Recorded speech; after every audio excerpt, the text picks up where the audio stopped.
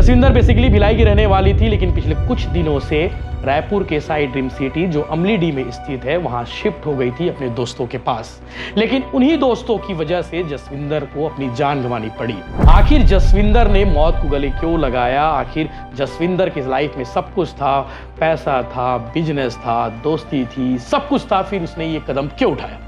Police जांच करती है और जांच में चीजें सामने आती है। नीरज को आपत्ति थी प्रशांत के फोन करने को लेकर। नीरज अपनी गर्लफ्रेंड यानी कि जसविंदर को कहता था कि प्रशांत से बात मत किया करो, प्रशांत का फोन मत उठाया करो, प्रशांत से चैट मत किया करो।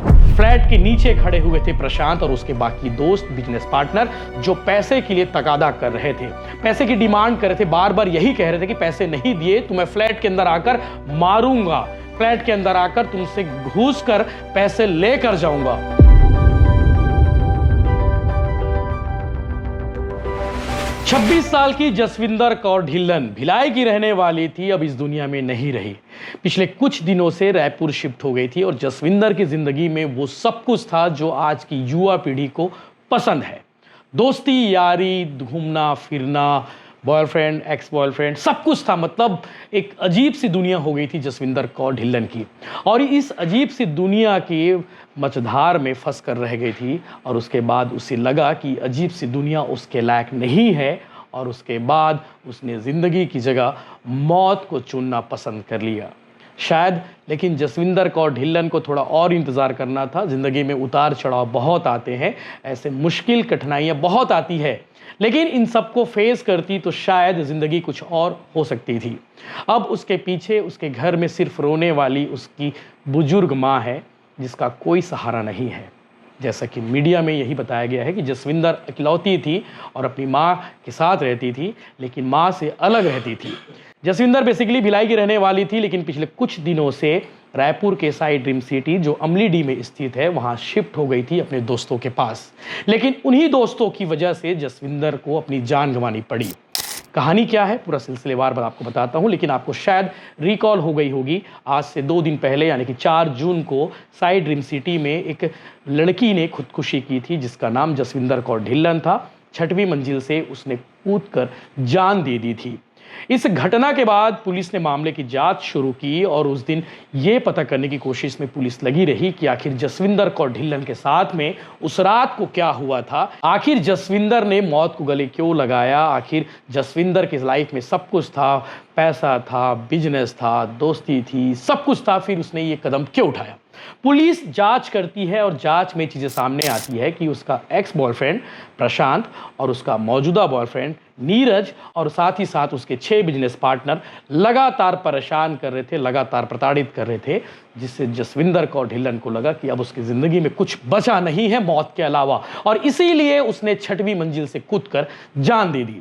पूरी कहानी आपको सिलसिलेवार बताएंगे, क्योंकि कल रायपुर पुलिस ने इस पूरे एपिसोड का खुलासा किया है। रायपुर पुलिस ने सिलसिलेवार बताया है कि जसविंदर कौर ढिल्लन के साथ उस रात को क्या हुआ था, जसविंदर कौर ढिल्लन ने जिंदगी की जगह मौत को चुन क्यों लिया। पूरा एपिसोड आपको सिलसिलेवार बताते हैं, और साथ ही साथ इस वीडियो में, इस स्टोरी में एक सबक है आज की युवा पीढ़ियों के लिए, जिन्हें लगता है कि उनके माँ बाप के अलावा उनकी दुनिया ही उनके दोस्ती यारी है। उनको लगता है कि आज का एक छोटा सा स्टार्टअप कर लेने से उन्हें सब कुछ मिल जाएगा, लेकिन इसका सही तरीके से मैनेजमेंट करे तो ज़िंदगी में शायद सफलता मिली। आज मैं ये नहीं कहता कि ज़िंदगी में दोस्ती यारी ठीक नहीं है, मैं ये ज़रूर कहता हूँ कि माँ बाप के अलावा वो दोस्त भी बहुत ज़रूरी है, जिन्हें आप सही तरीके से चुनते हैं और वो सही तरीके से आपका साथ देते हैं। लेकिन मैं ये भी कहूँगा कि जसविंदर कौर ढिल्लन को जिन दोस्तों ने साथ दिया था और उन्हीं दोस्तों ने उसे मरने के लिए मजबूर भी कर दिया, तो ऐसे दोस्त की ज़रूरत मुझे लगता है किसी को नहीं होनी चाहिए।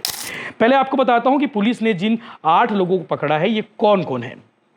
पुलिस ने उसके प्रेमी यानी कि नीरज मजूमदार को पकड़ा है, एक्स बॉयफ्रेंड प्रशांत लांडे को पकड़ा है, साथ ही साथ नीरज और प्रशांत के अलावा तन्नू, रोशनी, आकाश, साबिया, तिलोत्मा, नेहा और दीपक को पकड़ा है। इनको गिरफ्तार कर जेल भेज दिया है। इनके ऊपर आरोप यह है कि घटना वाले दिन यानी कि 4 जून की रात तकरीबन 7:30 से 8 बजे के बीच जसविंदर को लगातार फोन करके प्रताड़ित कर रहे थे कि उन्हें उसके पैसे दे दो। किस बात के पैसे, तो आपको बताता हूं कि हाल फिलहाल में इन्होंने 8 लाख रुपए का लोन लिया हुआ था जसविंदर के लिए। इन्होंने दुकान खोल कर दिया था, कपड़े की दुकान था। कपड़े की दुकान शुरू के दिनों में ठीक ठाक चली और उसके बाद जैसे ही धंधा मंदा हुआ, जसविंदर पर प्रेशर बढ़ने लगा लोन चुकाने का, और साथ ही साथ जिन्होंने बिजनेस में पैसा लगाया था, जिन 6-7 लोगों को आपने सुना इन्होंने पैसा लगाया था, इनका भी प्रेशर बढ़ने लगा। जसविंदर से रोज फोन पर ये कहने लगे कि पैसे लौटा दो, पैसे वापस कर दो। इस एपिसोड में एक्स बॉयफ्रेंड प्रशांत का क्या रोल है ये भी आपको बताता हूं कि प्रशांत ने ही सब चीजों का जुगाड़ किया हुआ था, प्रशांत ने ही मिलकर ये सब सेटअप किया हुआ था, और इसीलिए प्रशांत ने घटना वाले दिन उसे खूब प्रताड़ित किया, इतना प्रताड़ित कर दिया कि उस जसविंदर को लगा कि अब मरने के अलावा उसकी ज़िंदगी में कोई चारा नहीं है। इस एपिसोड में नीरज मजुमदार जो उसका मौजूदा बॉयफ्रेंड है उसका क्या रोल है तो ये भी आपको बताता हूँ।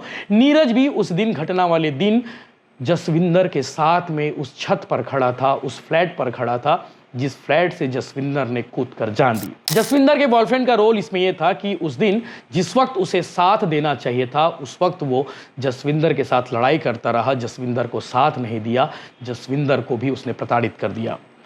नीरज को आपत्ति थी प्रशांत के फोन करने को लेकर। नीरज अपनी गर्लफ्रेंड यानी कि जसविंदर को कहता था कि प्रशांत से बात मत किया करो, प्रशांत का फोन मत उठाया करो, प्रशांत से चैट मत किया करो। और इसी बात को लेकर घटना वाले दिन यानी कि 4 जून की रात तकरीबन 8 बजे इन दोनों के बीच भी विवाद हुआ, जिस समय जसविंदर का और ढिल्लन का विवाद उन बाकी 7 लोगों के साथ में हो रहा था। फ्लैट के नीचे खड़े हुए थे प्रशांत और उसके बाकी दोस्त, बिजनेस पार्टनर, जो पैसे के लिए तगादा कर रहे थे, पैसे की डिमांड कर रहे थे, बार बार यही कह रहे थे कि पैसे नहीं दिए तो मैं फ्लैट के अंदर आकर मारूंगा, फ्लैट के अंदर आकर तुमसे घूस कर पैसे लेकर जाऊंगा। लेकिन जसविंदर के पास पैसे नहीं थे, जसविंदर के पास बिल्कुल पैसे नहीं थे। वो बार बार यही कहती रही कि पैसों का जुगाड़ होगा तो शायद लौटा दूंगी, अभी पैसे नहीं है, बिजनेस लॉस हो चुका है, ये सब तुम जानते हो।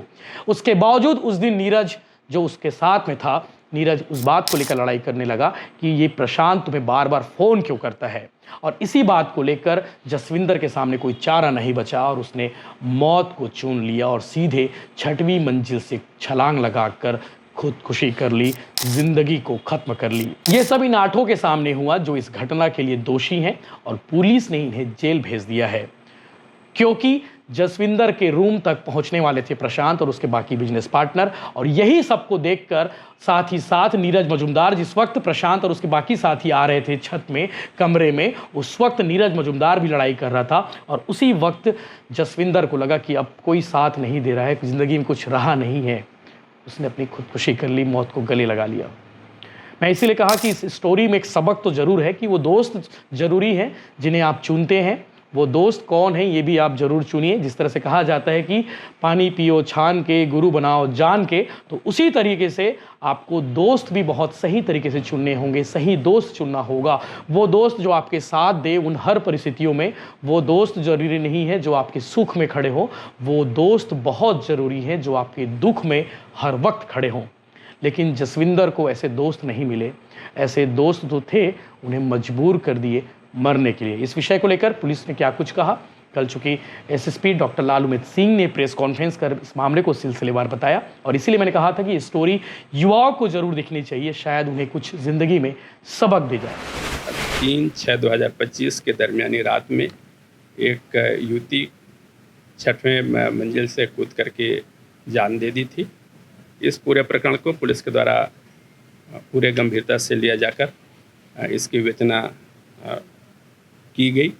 इस पूरे विवेचना में किए जाने पर महिला के ऊपर दबाव बनाना, प्रताड़ित करना के कारण से महिला के द्वारा आत्महत्या पाए जाने से आरोपियों को गिरफ्तार करते हुए इसमें अपराध पंजीबद्ध कर आरोपियों को गिरफ्तार किया गया है।